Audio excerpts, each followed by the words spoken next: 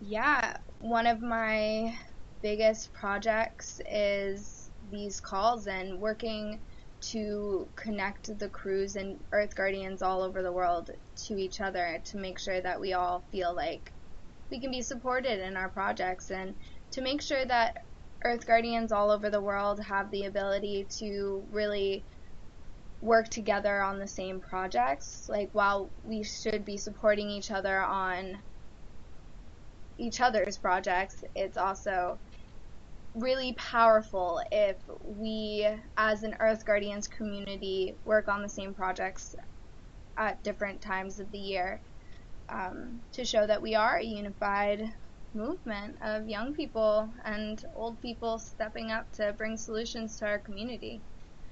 So that's my role with Earth Guardians, and yeah, so thanks for being patient with all the technical difficulties. I don't know if any of you were on the last call, but this is a new thing for us to do, so we're going with the flow and trying to work it out as best as we can.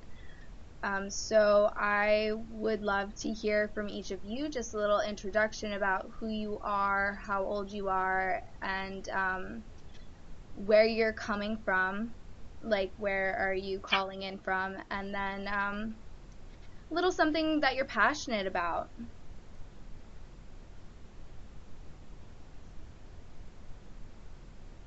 And I guess I'll go first. So I'm Aiden, I'm 21, and I am calling in from New York, not New York City, but the small upstate town called Phoenicia.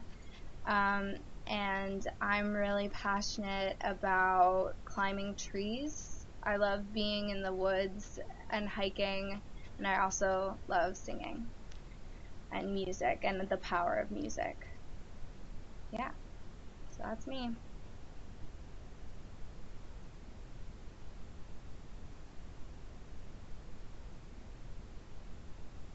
Okay, I'll go next if everybody can hear me.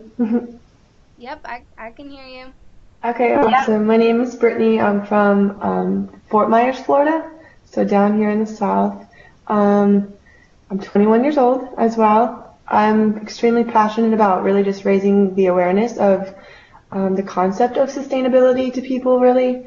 And then beyond that, just really reconnecting everybody back to the earth organically, to heal ourselves, eating the right food, kind of getting back into those kind of environments to remember why we should protect it and, care for it, of course. So that would be me.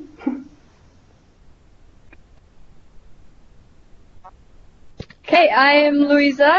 I'm 15 and I'm calling in from Canada. And I'm really passionate about anything creative, like drawing or music or anything, and I guess environmental activism. Awesome, very cool.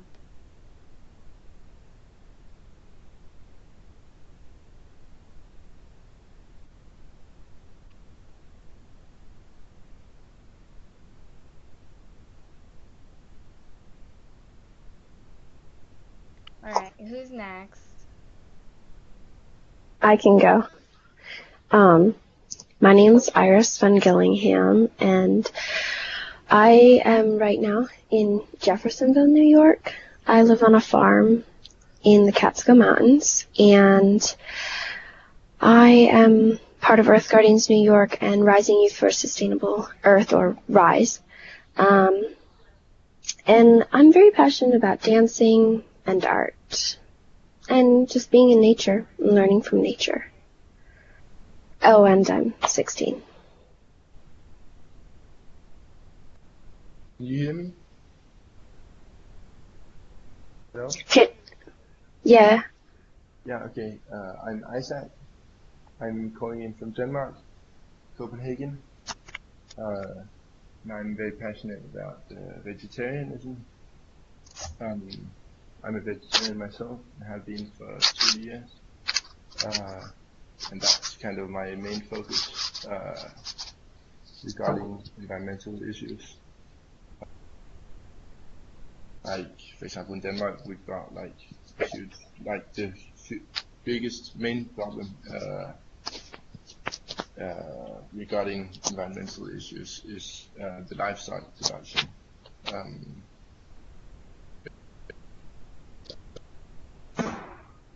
Then I'm trying to start Earth Guardians movement here in Denmark. Like, Awesome. Very cool. Okay, I guess it's me next. Can you hear me? Yep. Okay. I'm Marissa. I'm 17. I'm calling in from Nashville, Tennessee. I guess some of the things I'm passionate about would be shamanism. That's not very conventional. Nature in general. And just reconnecting people to that core. You know? Yeah. I guess that's it. Awesome. This is exciting. It's not every day that we get all of these people from all over the world on one call. So I'm just really excited about this. So yeah. Hold on, I'm just getting a text from Rachel. So unfortunately, Rachel can't make it. She can't figure out the call, but that's okay. As these are new calls, we kind of expect that there's going to be some bumps along the way. That's just how life is. It's messy. Nothing ever goes as you completely expect it to.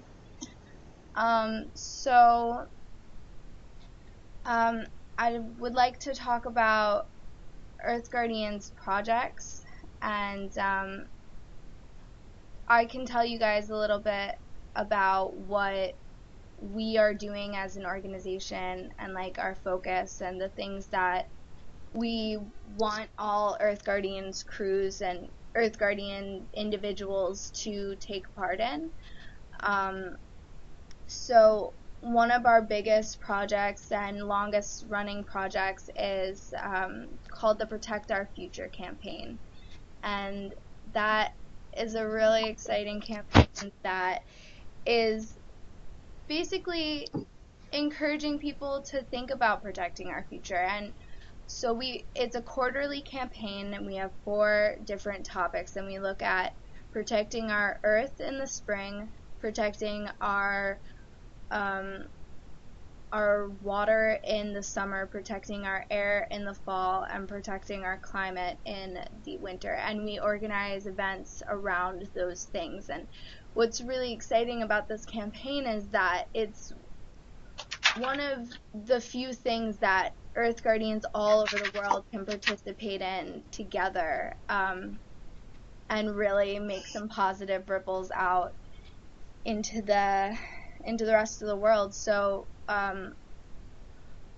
we are currently launching our spring campaign, and it's Protect Our Earth, but this year we're specifically looking at how we can regenerate our soil and create healthy soil to help suck carbon from the atmosphere, as well as just create a healthier environment to live in.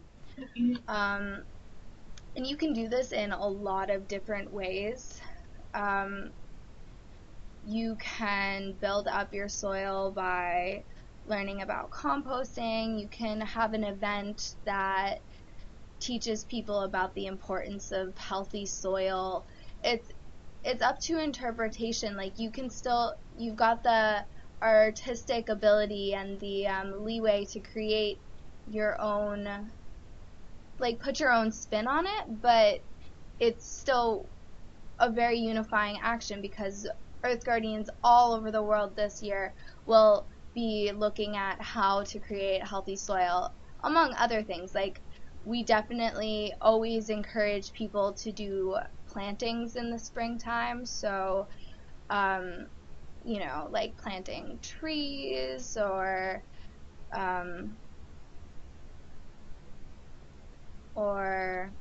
creating a climate victory garden, which is a really interesting type of garden where you specifically look at the plants in your area that would naturally pull a significant amount of carbon out of the atmosphere, and you plant those all in one place. Typically,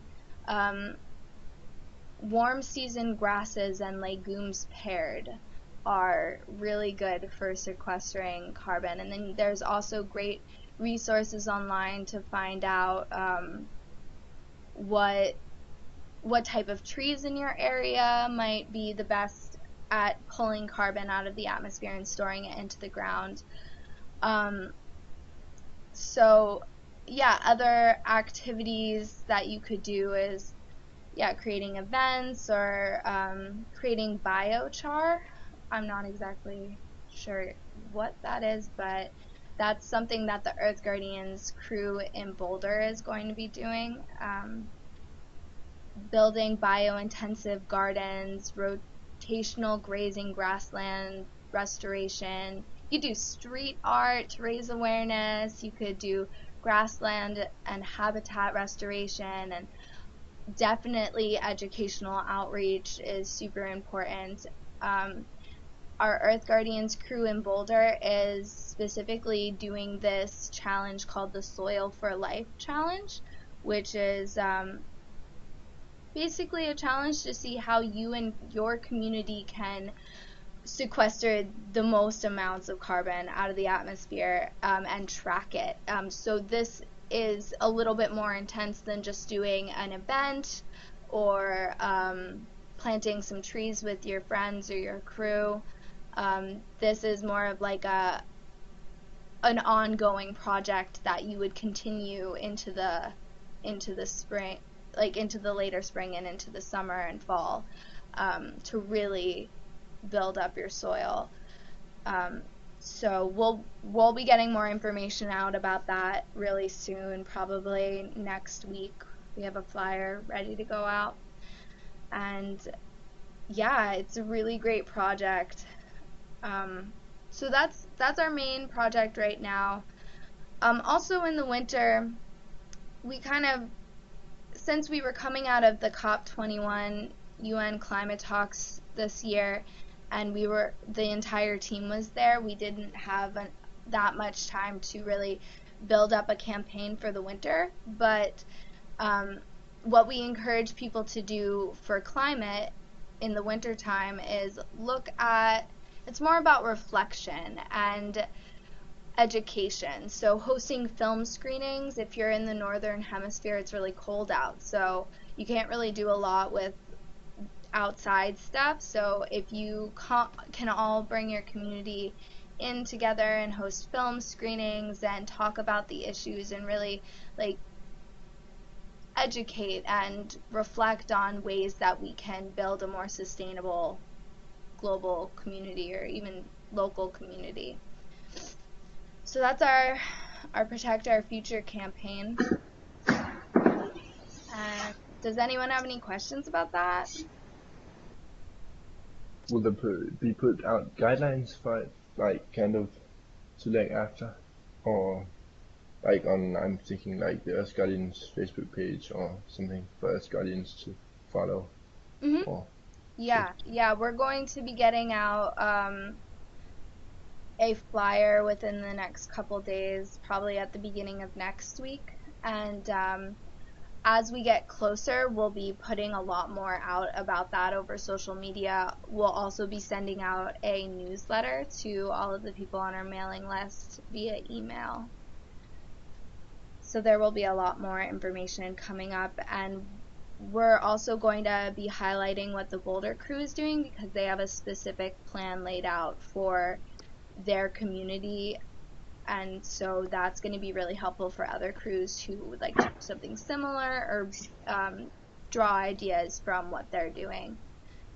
Yeah, so we'll definitely keep you guys updated and make sure that there's some guidelines and good resources for you guys to have when you're building up your actions and your events.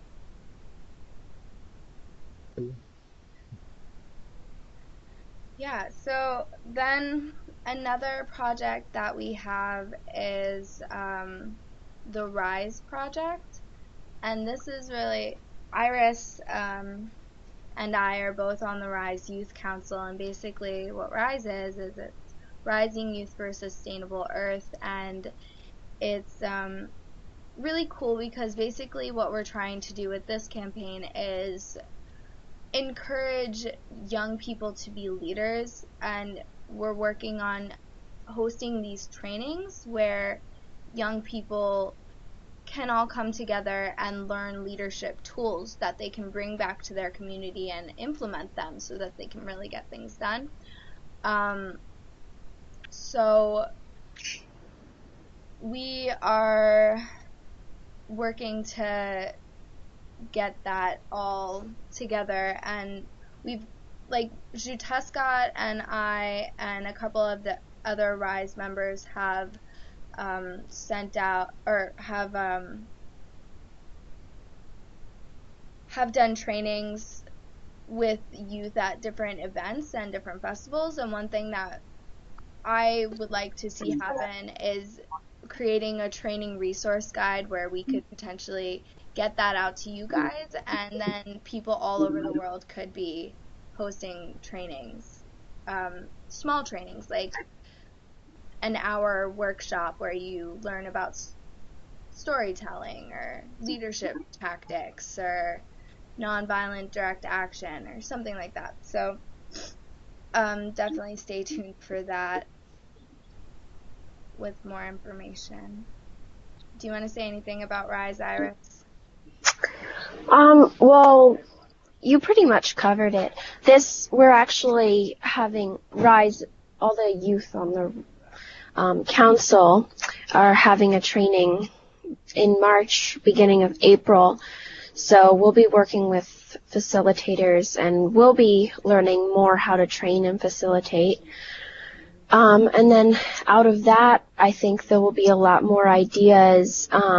This last year, we've been getting off the ground, and a lot of it was geared toward COP21. So now this year, we're actually planning on having an action, and we're trying to get these trainings out there. So, yeah. You're on mute, Aiden. That's so funny. Yeah, so we'll be sending out more information about the Rise trainings pretty soon, hopefully within the next month. Yeah, so those are some projects that are open for Earth Guardians all over the world to work on, and I think mainly one of the purposes I see for these calls, these crew calls, is finding more ways that we can all work together and having more global projects than just Protect Our Future. And I thought that it would be really interesting to collaborate with Earth Guardians all over the world and see what you guys are thinking and what you want to work on. So since Tim couldn't get on the call, and he was going to share his story, which is super, super inspirational, I definitely think you guys should all try to make it on our next call, which will be at the same time 2 weeks from today, and Tim will be on that one. But he was going to share his story about how he got involved in activism and some really incredible risks that he took to protect land in Utah in the US. So since he couldn't make it on, I was thinking that it would be really cool to just hear everybody's story, and talk about how important it is to share our stories. I feel like one of the most inspiring things for me is when I hear someone tell their story about the work that they've done, or how they've just been inspired to do whatever they're doing, or how they even got involved in the movement. I think sharing our stories makes it more relatable, and it helps people see where we're coming from and why we want to do this type of work. it's a really powerful tool in recruiting people, understanding how to tell your story in a really engaging way. So yeah, I'll just start with mine and tell you guys a little bit about how I got involved in this work. I first started being an environmental activist when I was 15 years old. And when I first became aware of a lot of the environmental issues that we're facing, I was completely taken aback. I had no idea what I was supposed to do about it, but I just knew that I had to do something. So I found the easiest resources, the most available, and at that time Earth Guardians was really small, so I unfortunately didn't have the opportunity to connect with them. But I found Greenpeace, which is one of the largest organizations that deals with environmental activism, and I started getting petitions signed for them. And of course I was a big pusher for recycling and stuff like that. And as I got further into this work, I realized that it was so much more than just recycling. So I started going to more protests and really speaking out about the issues that my community was facing. And in early 2014, I went to this march in Washington, D.C. that was in opposition to the Keystone Pipeline, which is one of the largest proposed pipelines to go through the U.S. It would carry the Canadian tar sands from Alberta, Canada, all the way down through the U.S. to refineries on the Gulf Coast, and it's a major environmental issue. And so I was there protesting, and that's when I heard Hugh Tescott speak, and it was the most powerful and inspiring speech I had ever heard. I was completely shocked because at that point I had always been the youngest person to be involved in these struggles, or to be at the trainings, or to be on the calls, or whatever it was that I was doing. And so then I heard Hugh Tescott, and I was like, oh my god, this kid is 13 and he's here speaking, and he's so good at speaking. That's amazing. And it was just super inspiring, and it completely revamped my passion and my willingness to work hard to protect our earth. So then I went home to my community, which is in upstate New York, and as I went into my next semester at college, my school had partnered with a water bottling company who was going to privatize our water and sell it back to us. And so with the help of some incredible people in my community, I was able to get the momentum of the student population at my school to say, actually, we don't want to partner with this business. We don't support water bottles. And eventually the company left our community. And through that, I met my friend Rachel, who was supposed to be on this call, but she couldn't. And this was in late 2014, and then we met, and she was really inspiring too. She's a total powerhouse, and we decided that we were going to start Earth Guardians New York together, and so I did. And by that time I had already found RISE and was on the RISE Youth Council, and so all throughout 2015 I've been working with Earth Guardians nonstop, and building up the Earth Guardians New York. And within only a year we've been able to raise enough money to get a office in Woodstock, New York, where we can host community events all the time to really create a place for young people to come in and put their energy in a positive place. So yeah, that's what I'm doing now, and I got hired for Earth Guardians a couple months ago, and it's been very serendipitous. I feel like each event has led to the other, and I just know that I'm meant to be on these calls, right? Here I am. So yeah, that's my story, and I I feel like storytelling is really powerful, so I would like to hear all of your stories. If you don't have to say anything that, you're not comfortable saying, but just how did you get here? How did you find Earth Guardians, and what made that happen for you? So, whoever wants to start.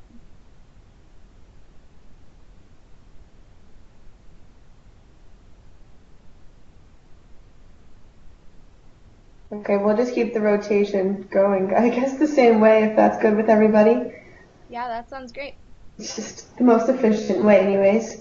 Okay, so as far as a little bit about my educational background, I grew up in a very small city in Florida, and the education system, of course, down here is not fantastic, much like everywhere else, of course.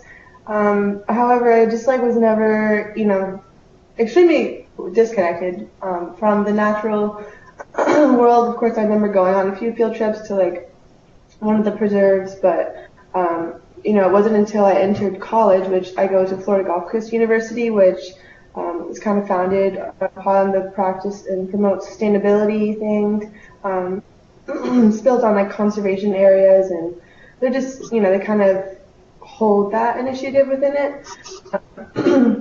But it wasn't until, of course, that I got into my third year of college, my junior year. I took a required course that the college has, and we kind of go on 5 different field trips. One of them included the waste management place that we have here. We also went to a few different preserves, but with that class too, I was taking an environmental biology of Southwest Florida, and in the textbook I was reading all of these extremely negative facts that I had never been exposed to before, including just the amount of endangered species that we've just completely wiped out, basically, the marine life, and then it just hurt me so much to know that we were doing nothing about it, and then so I actually took on a student position on campus to kind of lead those field trips. So I was getting paid $10 an hour through my school to, again, kind of reiterate what I had learned and taken from that class to the students, on the concepts of sustainability and whatever, because that's what the focus, the purpose of the class more or less was provide environmental illiteracy, basically, because we're so not educated on that down here. So within that, I really just became so passionate about, more solutionized ways and proactive ways that I could get involved. And again, just the serendipitous ways, much like you said, it just all kind of unfolded organically. But New Earth Nation fell into my lap at some point within that, and that's actually how I met Sutas Katz. And we did a call together. And again, he really inspired me just to use my voice to empower my generation, which again, I'm 21, and with him just being such a good speaker at that age, it was just so incredible to me. So I actually got involved with some more conferences to learn more about climate change, and again, looking for solutions in which I could be a part of. So again, just more and more unfolded. And this past year, actually in September, our mission statement changed. We no longer practice and promote sustainability, we just promote it. And it was something that one of my professors shared with me, and no one knew about it, so I started a petition for it, got the attention of the university's board of trustees and the student president and all that good stuff. They said that it was a mishap, they didn't mean to, and it's a bunch of nonsense basically, but it's kind of where I'm at as far as really being inspired to make a difference with this movement. Because it's so incredible to see what one person can do when they just attempt to make a difference, basically. And of course, I guess I've just been so exposed to it's more than just recycling. It's refuse to use plastic, because that does not go away. It's built to not, built from oil, and they want you to consume that so we can continue. And it's really just a big mess, but as the youth is rising to these solutions and figuring out ways and organizing ways like these calls to really just unite and give our power back, because it's not fair any longer, because okay, I don't know if you guys, I know you don't know about the issue down here, but so Lake Okeechobee, if you're familiar with Florida, it's like the largest lake in Florida, right in the middle. Right beneath it, there's big sugar agricultural industry, so all the sugar cane. Well, we recently got a lot of rain. I don't know if that's contributed to climate change, but beyond that, they back pumped the water into the lake and basically released it down the river. Well, that has come like with so much pesticides and runoff, all the above that it just includes. Well, this is like the biggest release but it's like there's been a picture on the page here on Facebook, of course, but just the public exposing the dead fish, and there was a bottlenose dolphin it's really a terrible issue, and it's again not being exposed through the media down here because Florida politics are extremely corrupt, and again the big sugar just kind of buys off these things, and that's like the reality, unfortunately, of the things that we're facing as younger kids, but again, it's just going to take the collective to just, stop being so blind to it and really just stepping up. But I have so much more faith in our energy as like a collective young youth because we're just fed up, and they've completely failed to protect any of it, and it's only for their own goodness sake. So that's really how I've come here, because I'm ready to just truly make a difference and, just wake people up to like the reality of, it just hurts to see anymore at the convenience of their Starbucks or their Dunkin' Donuts coffee or to-go food, like styrofoam, plastic, like it doesn't just go away. It goes to a landfill, and we don't know even what they're doing with that. And again, that's just really where my passion lays, just behind what each individual is contributing to the disastrous, situation we're kind of in right now. But that's all I have. But thank you again for just doing what you guys are doing now, because I'm very excited. I just applied for the Earth Guardians crew because I want to apply that within the club organization that I run on campus, which is Students for Environmental Justice. So again, really just getting those passionate students involved with this movement to clean this up. Awesome. That's very inspiring. I would love to connect with you after the call and look at how I could help you set up your crew.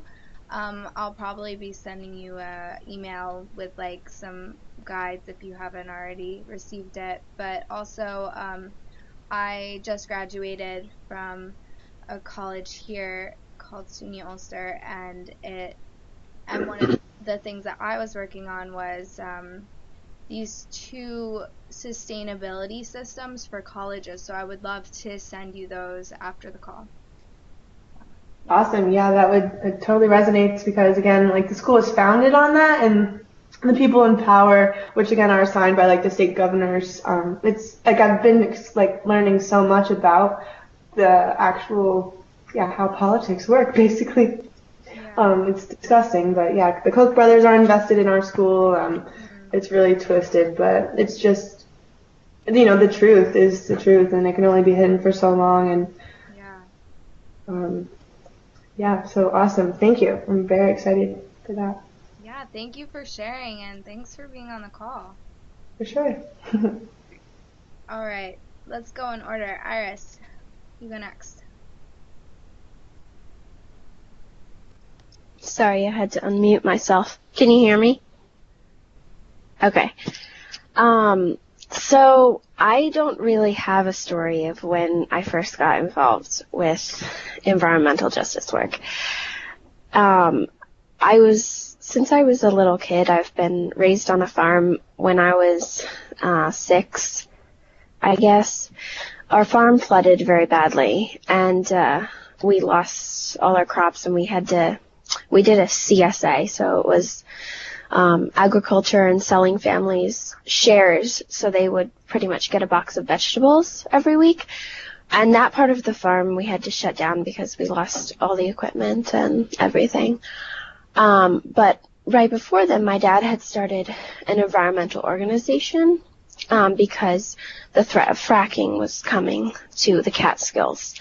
And it's called Catskill Mountain Keeper, and he would start bringing me around with him when he would go to rallies and stuff when I was 8 or 9. And so I started speaking at rallies, and I became very passionate about it as I got older and started realizing what was happening and seeing the broader spectrum.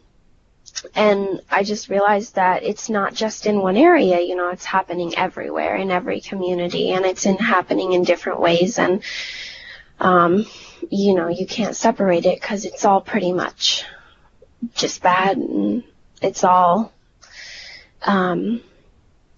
messing up. We're messing up everything. So I don't have like a very inspiring story, I guess. Oh, I can tell you. You do. Well, so I can tell you how I came across Earth Guardians. I went to the Unity concert in Pasapa, South Dakota, that my dad and a bunch of other people had been working together to address returning the Black Hills to the Sioux people. And so I was there, and I got to meet Shuta Scott, Anansianit Squatley, and all of them because we were just hanging out in South Dakota at this concert. And a few months later, during the climate march in New York City, I went to the Rise kickoff, and I really didn't know what it was, but Bethany Yarrow, it was at her dad's house, she's like, you need to come. So I went, and I heard Shuta Scott speak, and I was like, oh, this is really cool. And he gave me the card, and he's like, Iris, you really should apply for this. And that's how I got involved. And after that, I got to meet Aiden, which is probably one of the best accomplishments that I ever made. And now I'm working with Earth Guardians New York, and I'm doing a bunch of stuff in my own community. Right now, I'm a journalist. I write for a newspaper, and so right now I've been working on articles about the Dollar Generals coming into town because of the toxic products that they are selling. So just giving people more awareness about it, because a lot of people are shopping there, and there's a whole bunch of them. I mean, there's 3 being proposed just in my county, and Dollar General is really expanding this year because they see that there's a gap in small towns where people don't have transportation, and the closest Walmart is 40 minutes away or half an hour away. So, and I got involved with it because this guy named Jose Bravo was telling me about they were doing testing. He's the campaign coordinator for Campaign for Healthier Solutions, and they tested random products from all these dollar stores across the country. They tested 164 products, and 81% of the products all contained at least one chemical over levels of concern. So after that, I was like, oh my goodness, and I just started researching it and found that we're pretty much giving children lead when we buy them the little plastic earrings and stuff. So that's what I'm working on right now, is really gaining more awareness, because it's entering my community, and a bunch of my friends are going there and buying their friends and their siblings Christmas or birthday presents because it's cheap. But in the long run, it affects all the health, and yeah, and there's just a bunch of problems with it. They're building it right in a floodplain, and yeah, so that's my campaign right now. Awesome. Yeah, that's pretty intense. It's a big fight taking on the Dollar General there. Well, we're not trying to take on the Dollar General. The Campaign for Healthier Solutions is trying to get signatures and campaigning so that the Dollar General takes on a chemical policy so that they don't sell toxic chemicals on their shelves or toxic products on their shelves. We don't want them totally out of the community. We just want them to sell safe products because it is a resource for a lot of people. It's a convenient resource, but it can be a toxic resource, and we want people to know that they're buying toxic products. Right. So yeah. That's awesome, Iris. All right. Isaac, you have to go next? Okay. So all this Earth Guardians is quite new for me. I just figured out how to start a crew. So I've actually started an Earth Guardians department or crew in Denmark.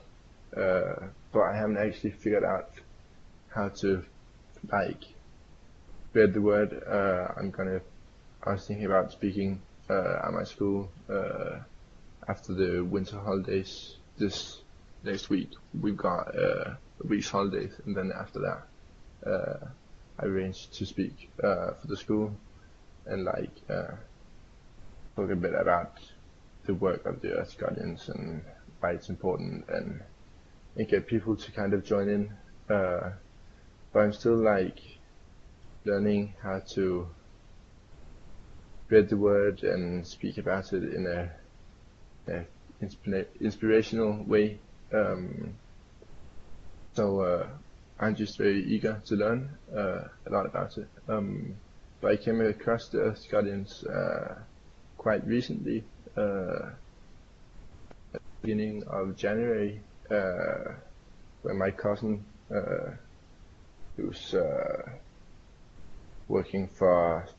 she's been working for loads of NGOs all over the world, for human rights and also environmental issues and stuff like that. And she showed me some videos of Jyttes Cattle performing his music and performing speeches for people, and I just found it all very inspiring. Also the fact that he's so young and started it when he was so young inspired me a lot. So yeah, and I come from a Steiner school. I think in the States it's called Waldorf School. I don't know if you guys have heard of it. Yeah. Yeah. Well, it's a very creative and musical school, so it's always been a big part of my education. Playing music, I play music myself, and my high school now, I study music also, among other subjects. So that's a really big inspirational factor for me too. So yeah, generally I'm just very eager to learn more about the movement and what I can do to contribute to it, if you can say that. Yeah. Awesome. Yeah, let me know what you need from us in order to help you feel comfortable giving those presentations. I have given a lot of Earth Guardians presentations through Earth Guardians New York, so I've got a lot of resources that can help. And yeah, just definitely don't hesitate to shoot me an email if you have any questions about, how to move forward and how to get people interested. My first suggestion is definitely finding your friends who might be interested, or community members who are interested in working on issues like this. That's what I did. I waited to start my crew until I found Rachel, and Rachel was like, oh yeah, let's do it, and then I knew I had someone who was ready to work with me for the long haul. So yeah, definitely finding those people in your community, and maybe you won't find them until you do that presentation, but yeah, definitely let us know how we can support you. Sure.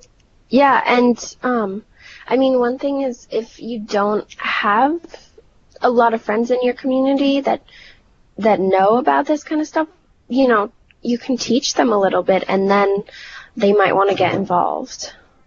So just you can go to your personal friends and say, hey, you should read this article about something happening somewhere. I know, because a lot of people just don't really think about it. So. Sure.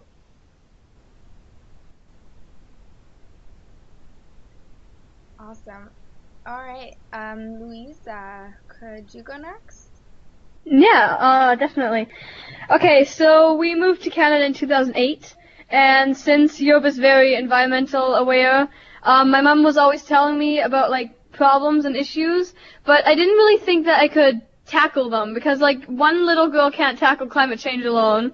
So, I found the Earth Warrior video on Facebook, and then I realized that maybe, I do have resources to at least make a difference in my community. And I think first I have to find some other people to work along with, because alone might not be so good. So, the problem is that they don't really know. Like, they don't know and they don't care, because in class we have conversations and stuff, but one guy was like, oh, well, why do you even care? We're gonna be dead when these problems actually, when there's actually problems that will influence us. And I'm like, what? No! And, I got so angry at him because he wouldn't understand and he wasn't listening. So, I have to find some way to actually make them aware that there's problems going on that will influence them as well. And not just, their great-grandchildren, because that's what they think. They don't think that's going to influence them personally, so. And I've been harassing my friend trying to get him to join, because he's really passionate about environmental protection too, so I've been trying to convince him to work alongside me, and I have talked to the principal so we can do some projects in school together so we can show people what issues we have to tackle. So, yeah. Awesome. It sounds like you're definitely taking the right steps to get it started, and I totally understand that struggle of wow, but wait, we're here now. We don't want to, I don't want my children to have to experience terrible things. So one of the things that I've been doing, and Isaac, this could help you too with your presentation, is when I talk to people about, when I formally talk to people on a presentation or even just in conversation, I bring up specific ways that in my community or in the U.S. specifically, how we're affected by climate change. And it must be similar in Canada, where people aren't really sure what the effects are, and while some may know what's happening, the effects aren't so in our face in our areas yet that wake up. Mm-hmm. Whereas an island nation, they know what's happening because they're losing their home. They know, and they're experiencing it every single day. So for example, what I bring up to people in New York is look at Hurricane Sandy that hit the coast of hit the east coast of the United States in 2013. It was one of the largest storms, and if you look into how that was caused, it was because the ocean temperatures are way warmer than they were supposed to be at that time of the year, and it caused the storm to continuously grow. And it was a direct effect of climate change. New York City doesn't have its subways flooded very often, or ever. So that's, or I brought up Boston, Massachusetts last year had 8 feet of snow. And I also say climate change doesn't just mean that the world is getting warmer. What it means is that the climate is literally changing.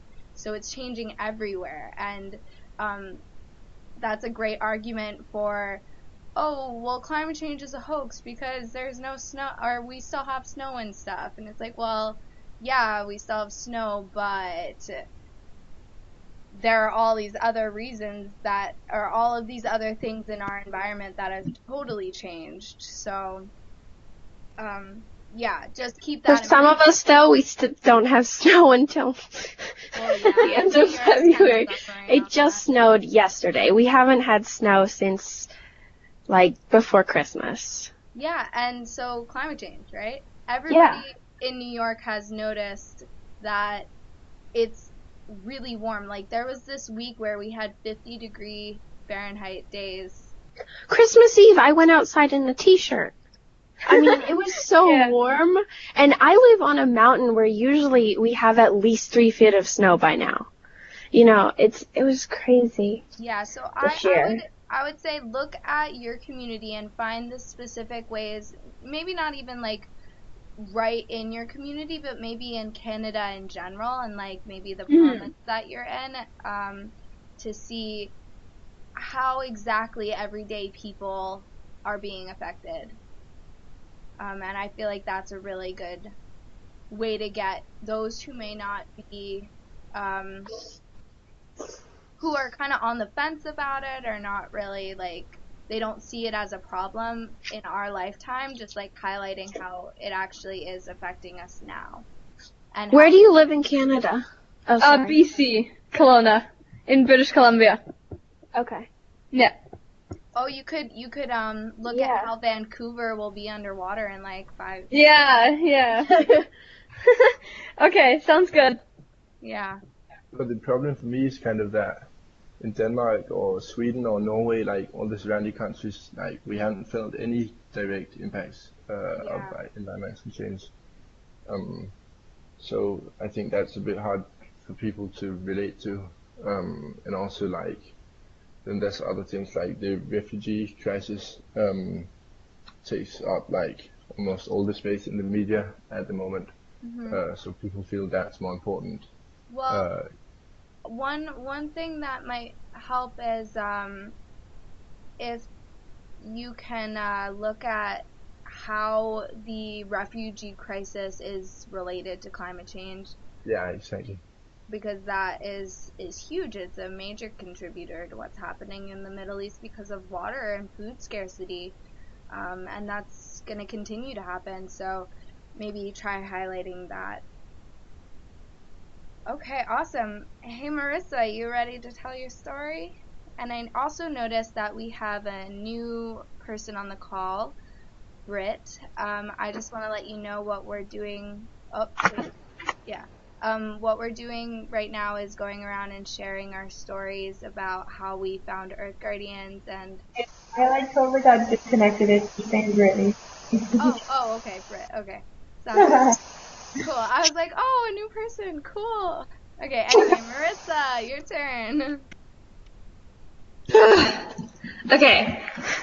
So I don't know. I guess when I was a kid, I always hated school with a passion. I hated how the world was, and I just felt like all the mainstream people were just so fake, you know? And Yeah. my great grandfather was a cowboy from North Dakota, and he used to tell me stories all the time about how he was just so in touch with nature, how he had all these horses, and how he brought a wolf back with him to Pennsylvania Wow. and tied it out on a little mountain. And then my grandfather, he just told me stories all the time about how he would go swimming in the creek and going into all the little apple orchards and stealing apples off the tree when nobody was looking. And I'm just here like, well, why can't I have a life like that? I like nature. Why does no one care about it? Yeah. You know, like, and I always felt like I didn't fit in. And it's like, I wanted to do something. And then everyone's just like, well, you're only 17, what can you do? You know, like, you don't know anything. And all my life, I was fed like Cheetos. I basically lived off McDonald's and Cheetos. And one day I just said, I seriously feel dead. So I went all organic. I like reversed my whole entire life. And still everyone's saying, what are you doing? You're crazy. And I just feel like I want to be a leader. And my best friend right now is sitting at home depressed because he lives off pizza. Yeah. So, and it's like the world right now is so polluted and corrupted. It's like, and no one cares. Like, I want to change that. And I basically just found Earth Guardians like 4 days ago. So, So cool. so I'm just living in the moment right now. Yep. Wow, that's really inspiring. Yeah, definitely a struggle in this world. Just having to figure out how to deal with all of these issues, because I think one of our common themes throughout all of our stories is just this process of like realizing how much is happening and like trying to figure out how we as individuals can make a difference and create a better world. And so I'm just really excited because I feel like these calls can help us connect to each other, because I felt very similar to how a lot of you felt when I was younger. When I was a teenager, I was the only one in my high school who cared, and that was super, super difficult to also only be around with, like, all the people I was working with were older than me, and a lot of the time it was like, oh, well, you're just a kid, like, what do you know? But if I've learned anything from Earth Guardians, it's that the young people have a lot more power than society wants us to think. We are really, really powerful, and that's why someone like Shutescott, when he gets up there and he speaks, people are shocked if they've never heard him before, because he's so young, and he speaks from his heart, and he speaks the truth. He speaks what only young people can really speak. We're not completely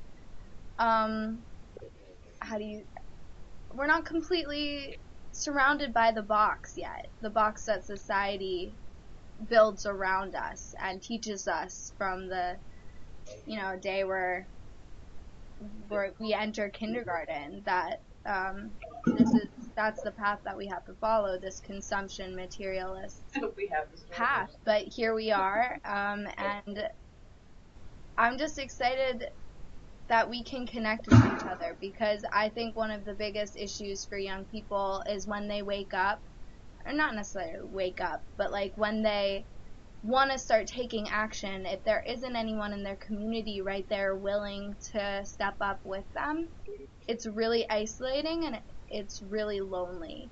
So I think by having this concrete global network of literally thousands of young people all over the world becoming leaders and saying, actually, no, I want to live in a healthy planet. I want to create a future that's worth living in.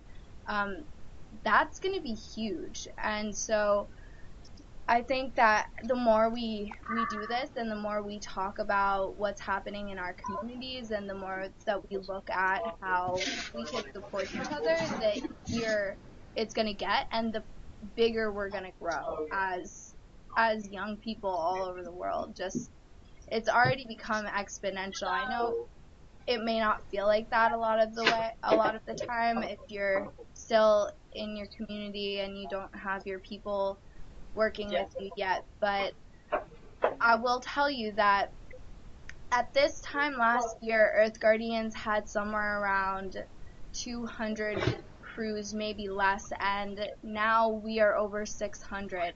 So this movement is growing, and I really believe that it's going to be our generation to bring forth the solutions that we need to see and make sure that we can really live in a healthy world. And I'm really, really inspired by all of you, and just really grateful that you guys could come on and share your stories. Yeah, so let me know if you guys have any questions, or if there's any project that you want to bring up before we end the call. We've got about 20 minutes left. But it's just something to work with. It would be, I think Wes is still figuring it out. Whatever. I'm sure we'll be into it. Well, you have to make sure you're into it. Hey, Iris, you wanna go on? But that might help. Oh, No worries. Yeah, any questions or comments? Does the Earth Guardian, do you plan on having a convergence between anytime? Kind of breaking up. I didn't quite get that. Do you have a convergence plan for all the crew members? I guess besides this. Well, as of right now, this is our what we're trying out, but we are also working on creating our own social network. So Rachel was gonna come on the call and talk a little bit about Ning, which is, if you have signed up recently, then you've gotten an email from me asking you to go to Ning and sign up. And basically what that is it's an internal social network. So while Facebook is really great, and it's really good for getting the word out to the public, it's not so good for actually connecting with Earth Guardians on the global level, because everybody's creating pages and it's hard to know who's there and who's actually active. So on Ning, we're going to start really having a space online where we can communicate outside of these calls, all on one platform.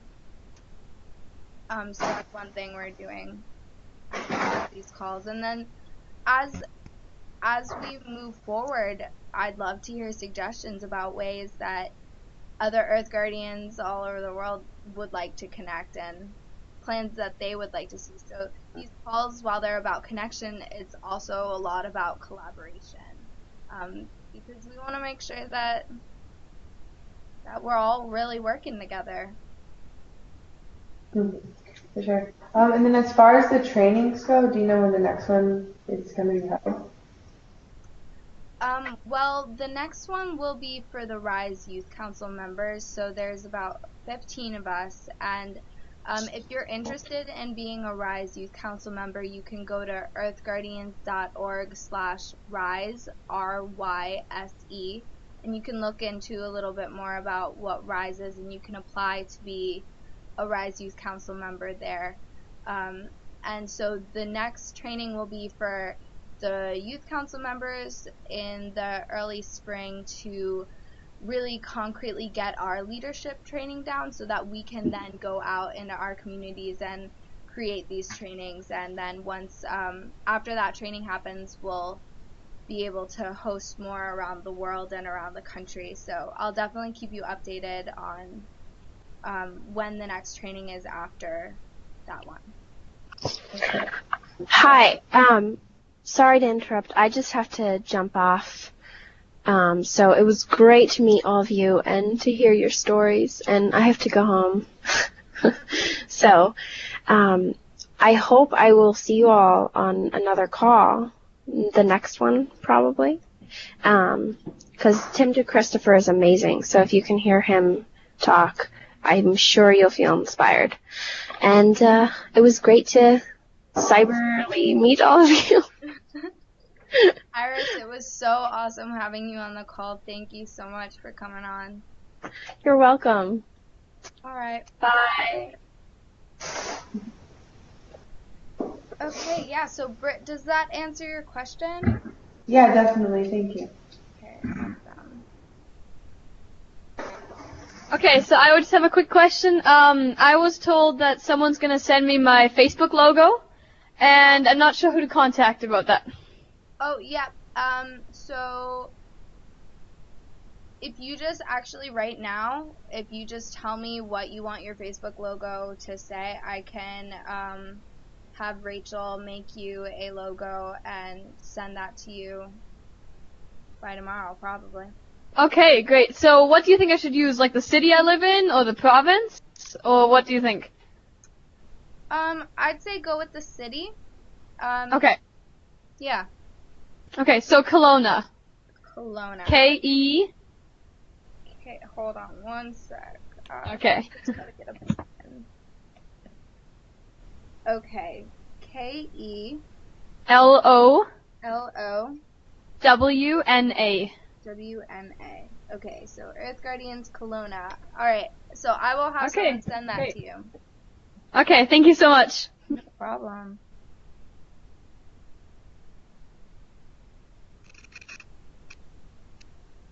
Any other questions or comments or things that you're thinking about?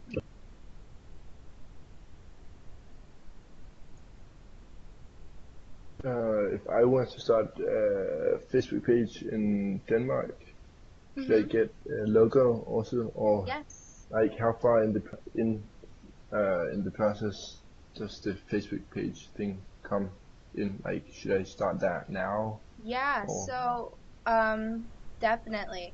One of the first things we ask people to do is start a Facebook page, and then once you start your Facebook page, send me the link at aiden@earthguardians.org, so that way we can make sure that we shout you out on our main page to get people to go and like your page. And it like even if you don't have like actual crew members, getting a Facebook page and generating interest in your community, that's a really great way to do it, and also to share what's happening in your community and also the things that you are thinking about in terms of environmental issues or environmental justice issues or what have you. So, yeah. So, and is a Facebook page better than a Facebook group? Like, thinking for my school, maybe it work better if people join like a group, so they feel more committed to it and like more united than just like, liking a page or. Yeah. So what I did for my crew was I set up both, because having a page is a really helpful way to easily get stuff out to a large community base. And then I started a group for my team. So like actual local people who were interested in really getting involved and having that as a way to communicate specifically with those people. And then having the Facebook page to kind of more get out our projects and the things that we're talking about to a broader community. Yeah. Does that answer your question? Yep. Thanks. Awesome. So should I get you to send me a Facebook logo or? Yep. And yours would be Earth I Guardians. guess it's Denmark, or it could be Copenhagen, but I guess Denmark is fine. Okay, awesome. Yeah. Does anyone else want a logo on this call? Or just Isaac and Louisa? Until I like talk to my other people that would be interested, I don't want to like make up one, I guess. Okay, sounds good. Hold off, thanks. Awesome. Well, any last minute thoughts or anything you want to say before we finish our call?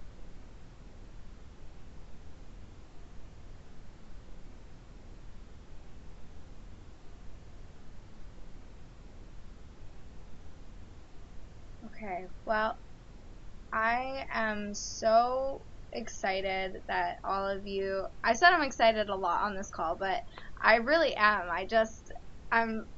This is kind of what I've been like trying to find my whole life, it seems, just like a network of people all over the world who are trying to make a difference just like me. And now that I get to facilitate connecting people, it's super, super exciting. So I really hope that you all can join us on our next call. Tim's going to be on. I know that we've already mentioned that, but he is seriously such an inspiration. He has done some incredible things, and he's made some real personal sacrifices to get things done. And it just shows true commitment to making the world a better place. So I think it'll be a really worthwhile call next week, or not next week, in 2 weeks. But we'll be sending more information out about that next week. So yeah, thank you all so much, and I hope that we can continue this conversation. And please send me an email if you want to just connect, or have any questions or need support on any issue, or if you want us to, on our main Facebook page, which has over 45,000 likes on Facebook, we love to put out things that are happening in our crew, in our Earth Guardian individuals communities and our crew communities. So definitely let us know what you are working on or what you're facing in your community. We'll help. So what email should I use? Because I have a couple from you. So which one is the right one? Use aiden@earthguardians.org. Okay, great. I'll send you the link to my Facebook page.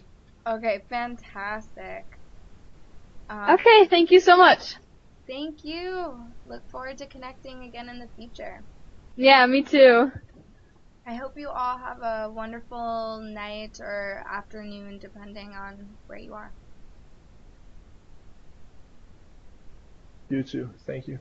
Thank you, and have a awesome day, and I look forward to connecting in the future. Okay. Talk soon. Alright. Okay, bye. Bye. See you. See you. Bye!